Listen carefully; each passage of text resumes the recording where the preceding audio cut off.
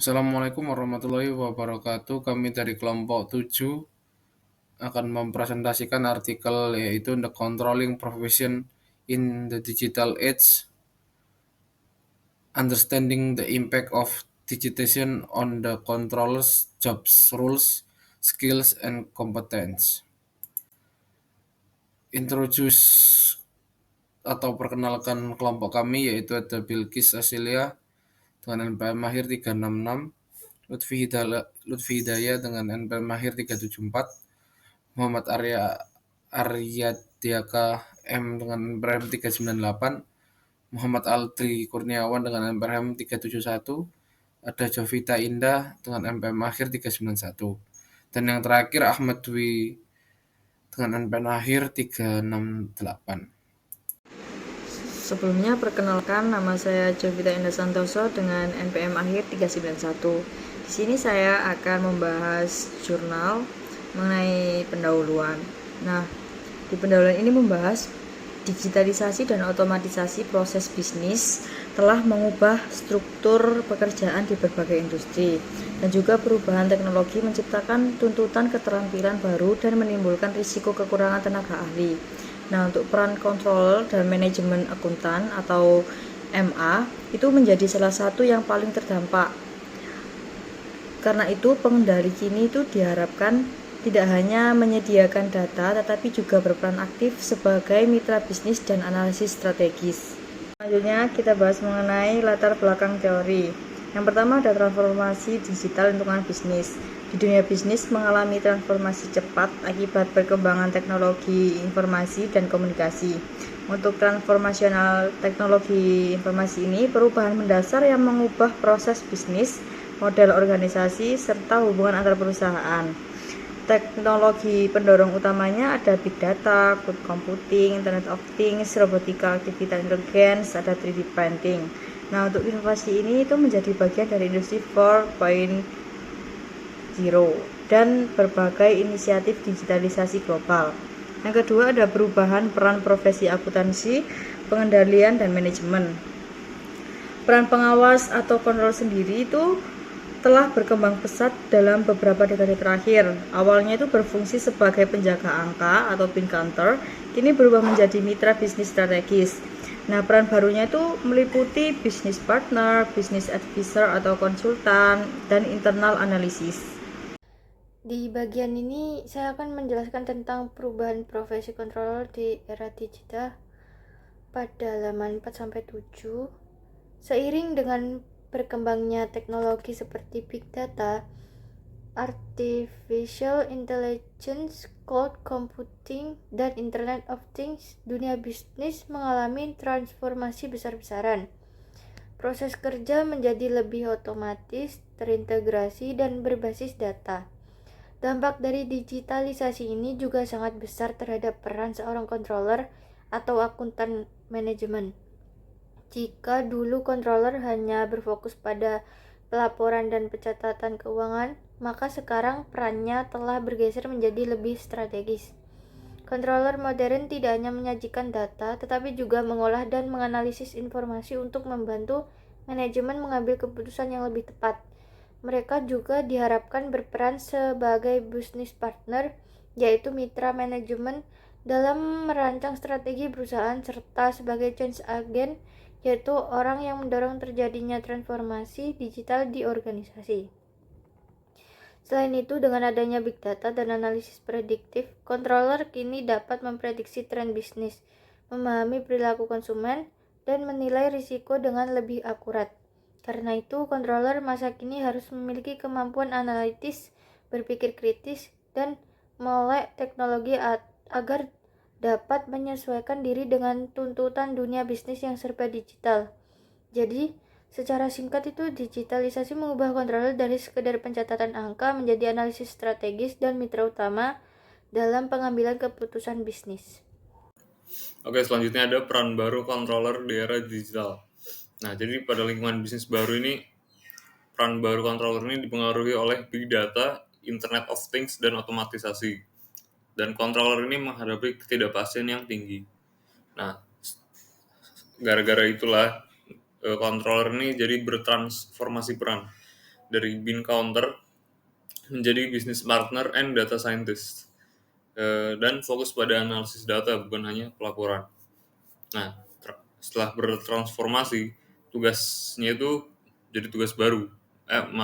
Ada tugas baru, yaitu business analytics dan predictive analytics, dan pengambilan keputusan berbasis data real time, dan analisis data internal dan eksternal. Selanjutnya ada keterampilan yang diperlukan sebagai controller modern.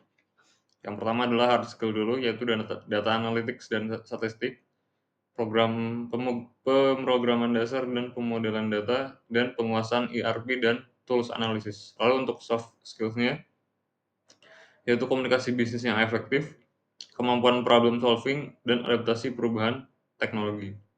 Nah, yang soft skill dan hard skill juga belum cukup. Kita membutuhkan yang namanya digital mindset juga sebagai pendorong ataupun pedoman.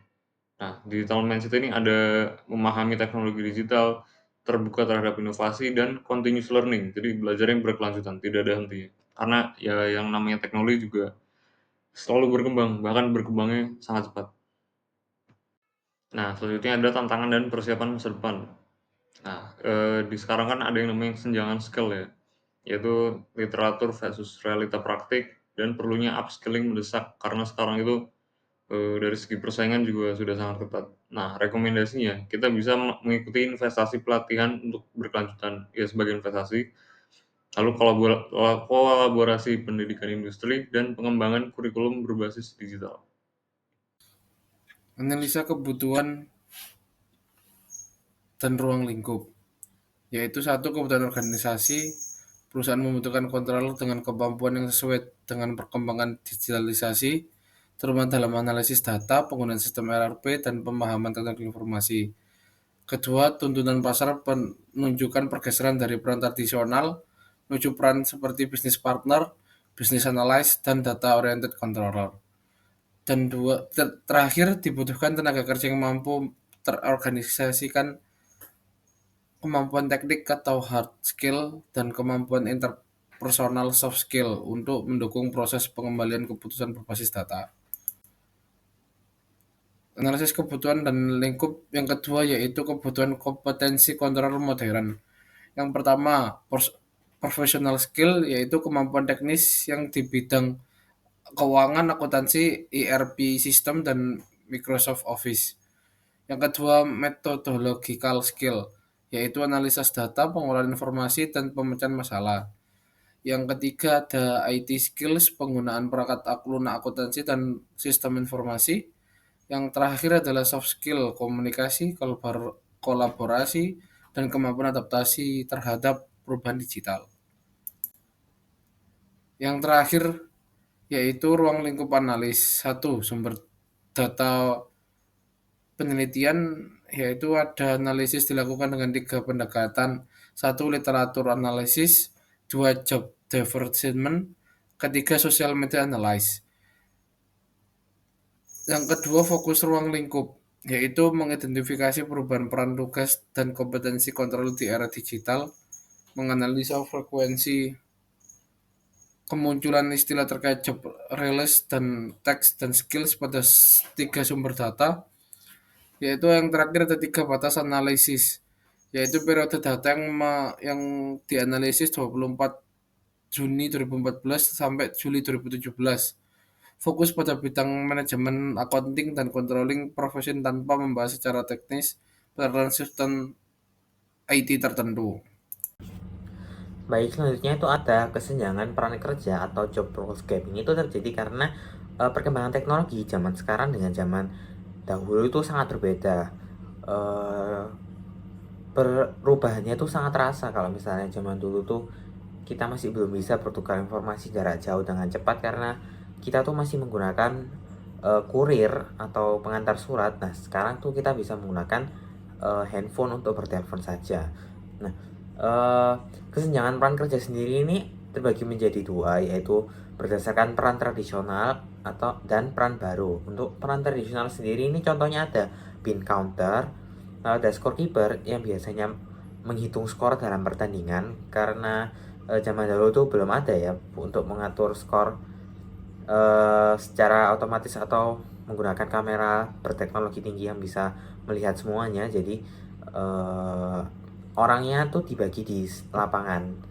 Lalu ada information provider, karena zaman dahulu tuh informasi itu adalah sebuah hal yang sangat berharga karena kita tuh tidak bisa mendapatkan informasi di daerah lain dengan begitu cepat. Jadi kita tuh perlu orang yang tahu informasi di daerah tersebut. Lalu ada financial expert, ini juga sama karena ilmu atau skill finansial itu di zaman saat itu tuh benar-benar diperlukan. Lalu dan yang terakhir tuh ada corporate cop. Nah, untuk peran baru sendiri ini ada banyak. Yang pertama ada business partner, lalu ada business manager yang mengatur, lalu ada internal consultant, lalu ada business analyst. Nah, business analyst ini diperlukan karena bisnis-bisnis zaman sekarang ini sudah semakin banyak, tidak seperti di zaman dahulu yang masih sedikit. Lalu ada change agents atau agents of change, yaitu kita sendiri adalah agen perubahan. Lalu terakhir itu ada data scientist. Nah, di sini ada grafik ya, grafik batang. Di sebelah kiri yang biru tuh ada data science skills dan yang sebelah itu ada IT skills. Yang biru itu adalah business media perspective atau literatur analisis berdasarkan literatur analisis. Yang kuning itu adalah organizational perspective atau job advertisement analysis. Dan yang abu-abu itu adalah organizational perspective atau social media analytic. Ini adalah diagram relative frequency of unigrams RFUC and n-gram RFNC yang mendeskripsikan control data science and IT skill.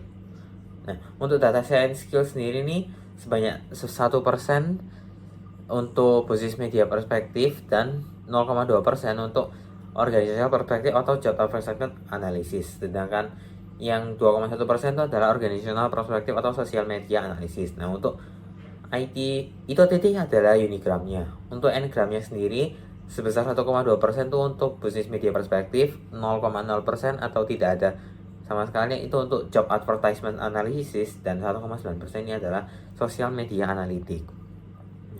Nah, berdasarkan diagram itu kita bisa tahu bahwa business partner dan data scientist dipromosikan sebagai ideal image untuk controller di zaman modern. Nah, selanjutnya itu adalah kesenjangan area tugas atau task area gap. Nah, ini tuh masih sama seperti materi sebelumnya, kesenjangan peran kerja atau job roles gap. Nah, di mana task area gap atau kesenjangan area tugas atau tugas area ini analitik data tuh belum dianggap sebagai tugas utama seorang controller dalam sebuah organisasi. Sementara dalam literatur dianggap bahwa analitik data ini adalah salah satu tugas utama seorang controller di masa depan. Nah, tantangan untuk pengaplikasian job roles gap dan job area test itu ada investasi IT yang tinggi. Jadi untuk mengadopsi sebuah teknologi baru tuh kita memerlukan investasi yang sangat tinggi. Terus kita juga belum tentu bisa mengaplikasikannya dengan benar, masih ada resiko kegagalan. Lalu ada biaya pendidikan dan training untuk petugasnya atau karyawannya. Lalu keterbatasan SDM yang qualified atau memiliki skill yang dibutuhkan. Nah, hal-hal ini semua tuh membuat kita tuh kekurangan expertise yang makin lama tuh membuat kita lambat dalam mengadopsi sebuah teknologi baru. Nah, kalau kita lambat dalam mengadopsi sebuah teknologi yang baru, kita tuh menjadi kurang kebutuhan skill baru. Nah, karena kita kekurangan skill nih, kita menjadi sulit untuk merekrut talent atau karyawan baru. Nah, karena kita kesulitan merekrut sebuah talent baru, kita tuh semakin tertinggal dengan pesaing kita. Jadi ini tuh adalah lingkaran yang terus menerus yang menjerumuskan kita ke bawah kalau kita tuh gagal dalam mengaplikasikannya. Nah, selanjutnya ini ada explanatory model for the change process of the controller and MA job profile. Ini tuh ada sebuah ilustrasi, ini model proses perubahan sebuah job profile, dimulai dari change in controller or MA required skill and competence. Ini tuh untuk orangnya sendiri, mereka memerlukan professional skill and competence, methodological skill and competence, soft skill, IT skill kayak ERP dan Office, etc. Lalu ada digital mindset, Dan yang terakhir itu ada data science skill seperti programming, statistik, modeling. Nah, di tingkat selanjutnya itu ada change in controller MA or test, perubahan dalam tugasnya. Nah, yang tadi itu perubahan pada kontrol dan MA membutuhkan skill dan kompetensi. Nah, traditional controlling practice, management support, dan data analytic. Selanjutnya itu ada perubahan pada controller atau MA, job roles. Nah, pada traditional job roles itu seperti yang sudah saya sebutkan tadi, ada bin counter, information provider, financial expert. Sedangkan di new job roles atau job role yang modern nih, ada internal consultant, business partner, change agent, dan data scientist. Di tingkat selanjutnya ini ada internal force for change and internal change process. Itu internal force untuk perubahan dan internal prosesnya. Ada contohnya itu ada business model, perubahan pada business model, pada organisasi, struktur organisasi, lalu ada value chain, perubahan pada value chain, lalu ada perubahan pada supply chain karena semakin maju teknologi, jadi supply chain-nya tuh harus beradaptasi, harus bisa berubah. Lalu ada business process, dan terakhir adalah teknologi adoption, jadi mengadopsi teknologi yang sedang berkembang ke dalam perusahaan agar bisa mengimbangi.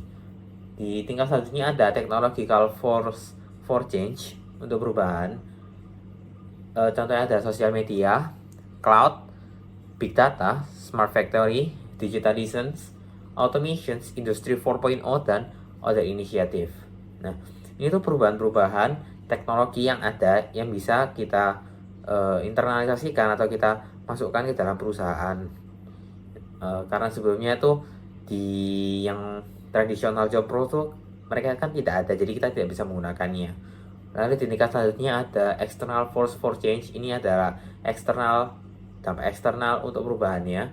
Ada customer demands, perubahan pada customer demand, perubahan pada product and market, pada e-market, globalizations, repopulations, increased competitions, dan lain-lain.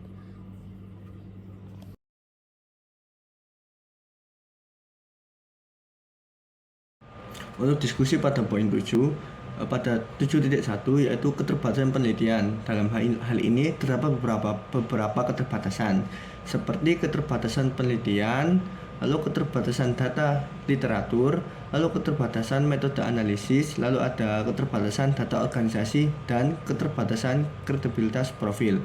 Pada poin 7.2 yaitu implikasi untuk penelitian dan praktik.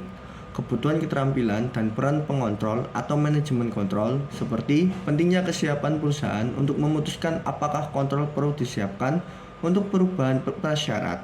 Lalu ada resiko marginalisasi, yaitu semakin berkembangnya teknologi dan peran pengontrol sering dianggap sebagai alasan utama profesi ini semakin relevan.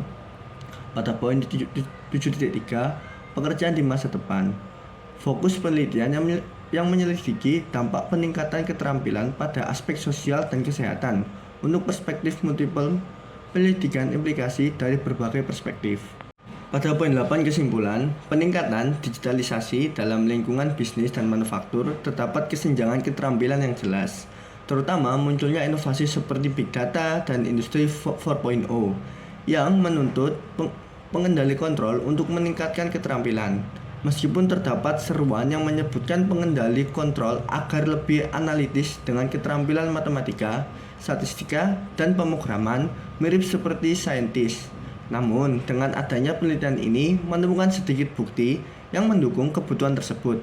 Kesimpulannya, profesi pengendali kontrol harus berdampingan dengan perubahan peran menjadi data scientist yang sebelumnya belum ada dalam praktik organisasi sebenarnya.